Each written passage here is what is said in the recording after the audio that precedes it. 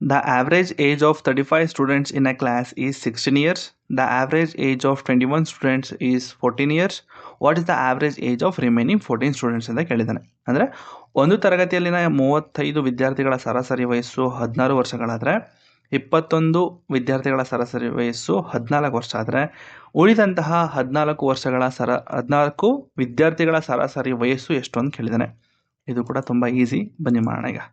So ಮೊದಲನೇದು, the average age of 35 students in a class is 16 years ಅಂತೆ. So 35 ವಿದ್ಯಾರ್ಥಿಗಳ ಸರಾಸರಿ ವಯಸ್ಸು 16 ಆದರೆ ಅವರ ಟೋಟಲ್ ಸಮ್ ಬಂದು 560 ಆಗುತ್ತೆ. ಹೌದಾ?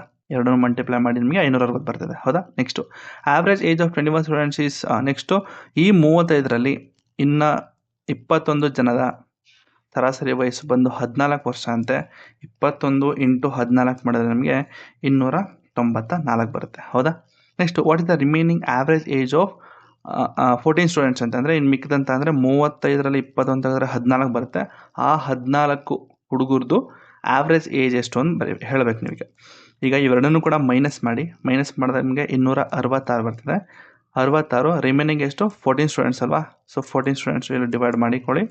ಸೊ 14 1 14 19 266 ಬರ್ತದೆ. So answer is 19 years is the average age of remaining 14 students. ಅಂದರೆ ಈ ಒಂದು 35ರಿಂದ 21 ತೆಗೆದ್ರೆ ಇನ್ನು 14 ಬರುತ್ತಲ್ಲ, ಸೊ ಆ 14 ಜನರ ಸರಾಸರಿ ವಯಸ್ಸು 19 ಆಗ್ತದೆ. ಬೇಕಾದ್ರೆ ಈ 14 × 19 ಬೇಕಾದ್ರೆ ಮಾಡಿ ನೋಡಿ, ನಿಮಗೆ ಆನ್ಸರು 266 ಬರ್ತದೆ.